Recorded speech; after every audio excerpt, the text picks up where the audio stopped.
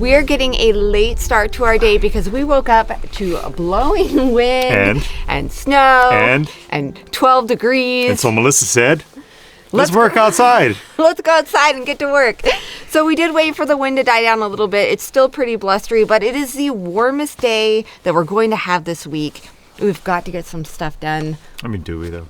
Yes. But I mean, do we? Spring is on the horizon, although it does not feel like it right now. Get back here, we're working today. So spring is on the horizon. We are starting another major build, a new build. So we have a laundry list of stuff that we have got to get done before that happens. Get back here.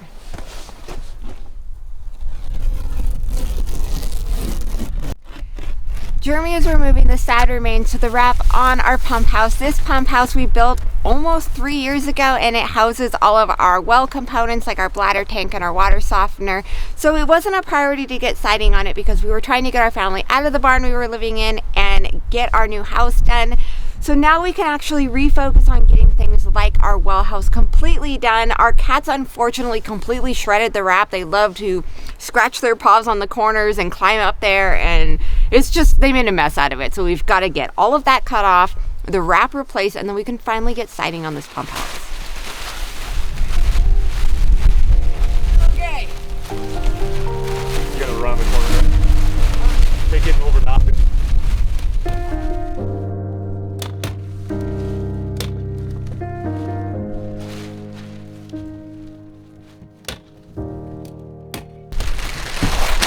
Oh, are you okay? Don't worry, my head caught it on the way down. Are you okay? Oh, do you need a helmet? You know, cold, now I have a headache. It's great. Fighting this cold, like the weather and the wind, brings strangely back some kind of good and bad memories. What? Of like the build, you know, like remember when we were trying to put this chicken coop up when it was like blowing 40 miles an hour? It's good times. A lot of good times. Sorry about your head. Me too.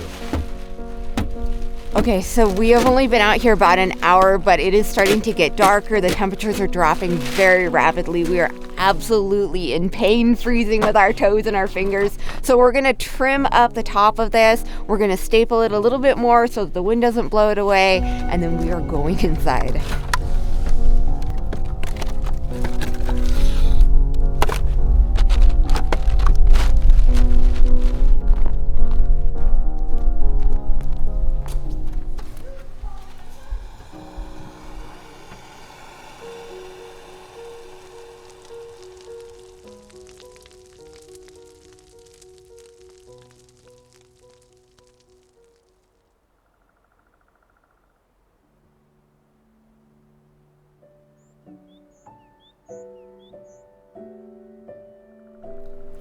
This morning we woke up to sub-zero wind chills, blowing snow. It is just not a good day to be working outside. We do have quite a bit we can do here inside the house, but since we have such a nice fire roaring in the stove, I figure before we get to work, I'm going to get my favorite Amish sweetbread going because it takes all day to rise. I actually shared this recipe on YouTube as one of my very first YouTube posts. It was about 5 years ago, and it's really grainy and echoey, but so many people made the recipe off of the video that I wanted to redo it and just make it a lot easier to follow. Start with either 2 cups of warm milk or warm water, and then 1.5 tablespoons of quick rise yeast. You just sprinkle that on top and let it get fluffy. While your yeast is frothing up in your warm water or your warm milk, you're going to add 1.5 teaspoons of salt to 6 cups of all-purpose white flour. The next step is you are going to add 1/4 cup of oil. I'm using olive oil. You can use any oil of your choice. You're going to add that directly to your wet mixture, and then 2/3 cup of either white sugar or honey. I'm going to be using organic raw honey.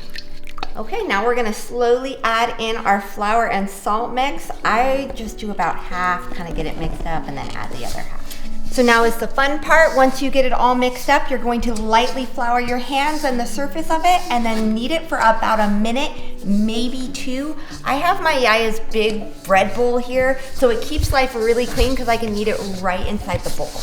Once you have a nice elasticity to your dough, you're just gonna form it into a ball, lightly flour the top, very lightly, and then we're going to cover it, set it in front of the wood stove, and let it rise for about 3 hours.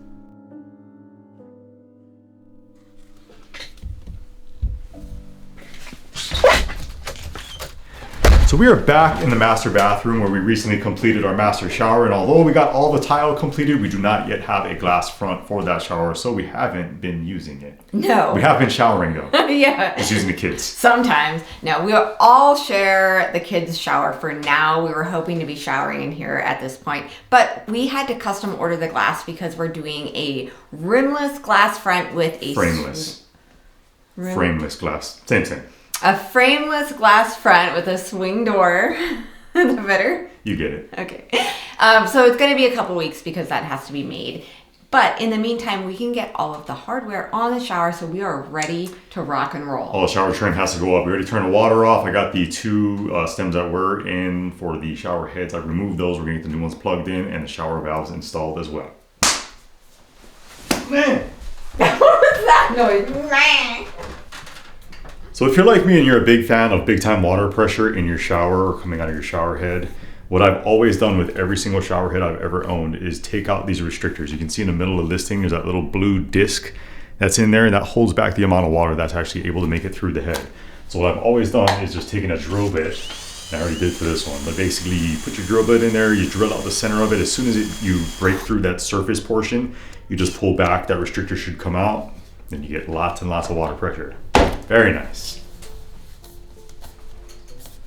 I kind of want to just throw a shower curtain up and start showering in here. We can, I'm serious. Is there a bar that has... Yeah, I've got an old expandable one up in the loft. Really? Yeah.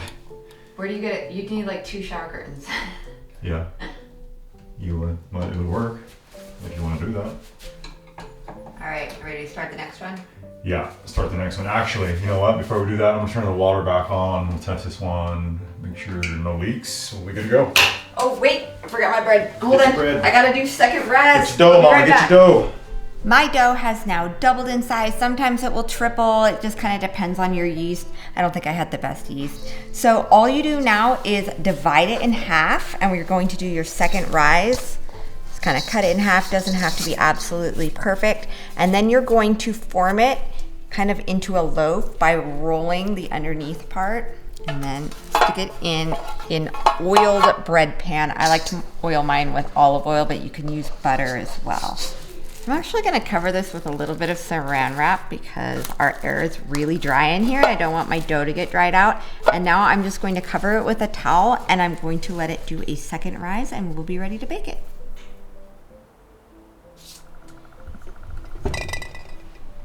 Welcome back, Mama. How's your bread? It's doing its second rise. Ooh. It's doing it. Okay. Second rise. All right, water test time. You ready? Yep. Yay.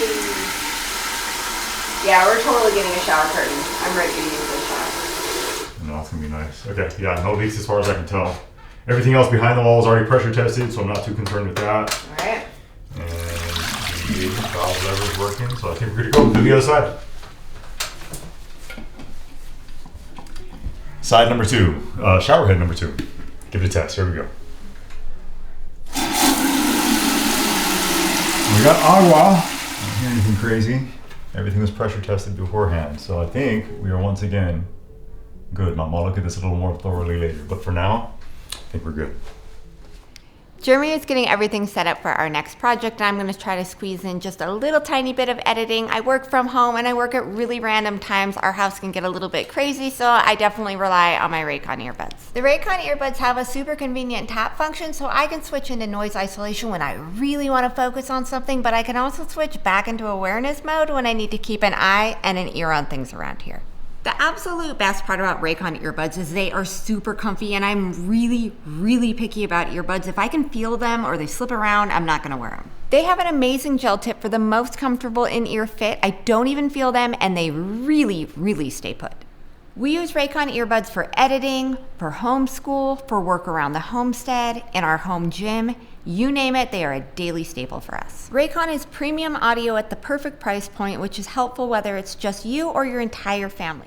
Raycon starts at half the price of other premium audio brands, but they have the same great features. Now, I know you're gonna love your Raycons just as much as I do, but Raycon wants you to feel good about your purchase, so they are offering a buy now, pay later option, plus free and easy returns. If you're ready to buy something small with a big impact, just click the link down in our description box below or go to buyraycon.com/goodsimpleliving and get 15% off your first purchase. Now that I got a little bit of editing done, we're getting back to work.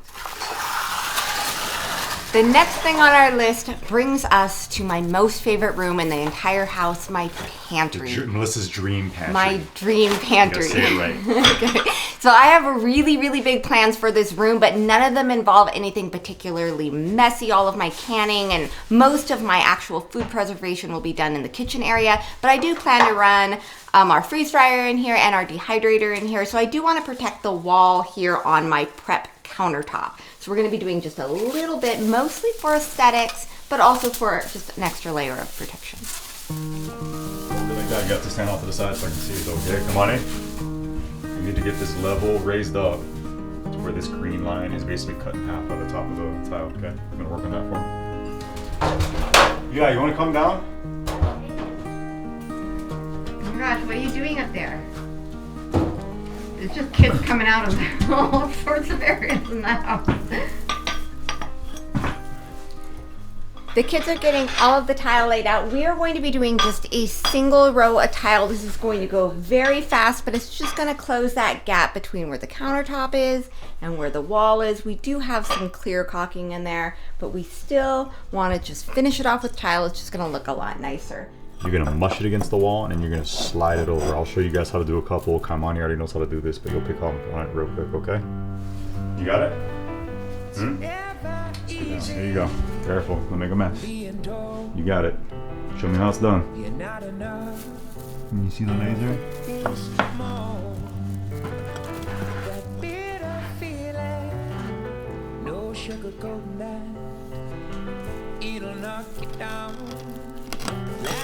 Spread it on like butter on the bread, right? Okay. Carefully, don't drop it. 2 hands. Put your spot. Put it on the countertop and then push it against the wall. Can you reach? Who's next? You? Well done. Look at that. The reason we essentially devoted an entire room to a pantry is because we love preserving food and we love canning. Kira here has been canning with me from the time that she was old enough to hold a masher. Do you remember mashing all the berries for me at the old house? Mm-hmm. So what is it that you want to do when you grow up? I want to have a jam business called This Is My Jam. A jam business called This Is My Jam. Watch your back, Smuckers. Yeah, watch your back, Smuckers. Kira's coming. So definitely keep an eye out for Kira's Jam Company. But there's no reason to wait until she grows up for that. We're going to do a lot of canning this year, and hopefully all of our empty mason jars are completely filled by this fall. All right, let's teach you how to use the wet saw. Come here and grab this measurement. You're gonna go from the end of the counter back to this edge, right? You're gonna grab that measurement. I'm gonna drop. I will double check you. Grab a good one. Going right. So you wanna make sure you back pressure on it. Push it forward to the blade right now, and then align it kind of in place. And there we go, just like that. We have our single row put up here in the pantry, our single row backsplash that should help with whatever little mess that may occur back here. It's really nice to involve the kids. I told Melissa, and I've actually told a few people this, that we've been so busy over the past few years with all the build projects that we have been doing. My biggest regret, I think, is not involving the kids more. We did a good job up front. When we were building the tiny home, I did my best to try to involve the kids, but I will admit that over time we kind of got away from that, and I always kind of feel weird about it. I wish we had shown them a little more when we had the opportunity to. It's hard when you're just really focusing on getting stuff done, because we just took a 1-hour job and turned it into a 2-hour job or a 3-hour job, because when you're teaching and when little hands are all working and everyone's stepping over each other, it just takes longer. And so it was really hard to slow down during the big house build. And when it was really cold, we didn't want to drag them out of where it was warm and be like, hey guys, today we're it's building overwhelming when it's an entire house, but when we're talking about a very quick project, I'm glad that we took this opportunity. All right, Mama, now that we have that tiny little backsplash all wrapped up, what else you got for me? I know you have a full to-do list. I do. I have a full list for you. What's next? I have one thing that really needs to be done. The cold air thing in the, The hatch. Yeah, let's take care of that. In the master closet, we have the hatch to our crawl space. Right now, I have a towel over it because cold air just streams into our room. Okay, to be fair, I will say that while yes, this area is susceptible to having some cold air come up, because our crawl space is completely, insulated with spray foam, it actually does a really good job of maintaining a pretty steady temperature. And although it is colder than the living space, it's still relatively warm. Like this past week, we were minus 10, minus 12, something like that in the overnight hours. And although cold air was coming up, it was a lot more temperate than the outside air was. So despite that fact, we still need to get this wrapped up. It's been far too long.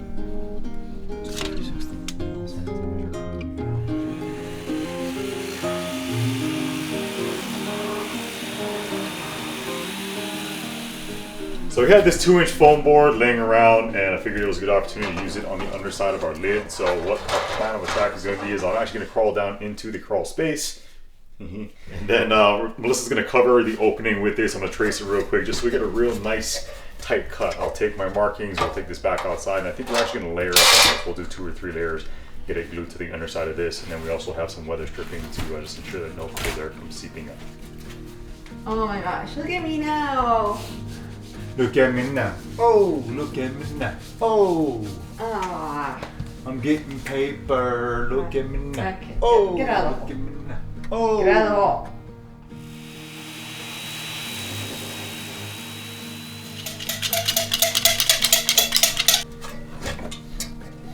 I feel like a magician. Like when you put the girl in the box. And for my first trick, I'm making my husband disappear. Whoa. Not really. He emerges. How'd it go? It was fine. It's nice and warm down here. It really is. It's so warm and dry. It's impressive, given how cold and damp and cruddy it's been outside. Yeah. So this went well. Got a bunch of adhesive kind of gooped on there. I wanted to work from the underside so that I could get it in the perfect spot. So we'll let that harden up, and then we'll set it back down, working on weather stripping in the meantime. I love having these bad weather days because this would never get done otherwise. Summer would come and you'd be like, there's no cold air coming up anymore. We've already discussed this. When a man says he's going to do something, you don't have to remind him every 6 months. you damn skip. No, I had to remind you 6 months later because... And here I am doing it. It's the honey-do list day. It's going to be much better. No more towel. I don't feel cold air. You think you can hear the cold air? Do you hear the ocean? Listening like it's the seashell. Are we done for the day? Yeah. Daddy gotta go get a good run in on treadmill, Mama. All Build right. up that mileage. Okay, you go run. All right, it is time. These don't look very beautiful right now. And my saran wrap stuck to them, so, But they're gonna be great. They smell really, really good. I'm gonna do an egg wash. An egg wash is just 1 egg, 1 tablespoon of water. You don't have to do this. I just do it so that it looks shiny and pretty when it comes out of the oven. It makes me feel fancy. Preheat your oven to 350 degrees. These are gonna bake about 40 minutes. You want them nice and toasty brown on top so they're not gooey inside.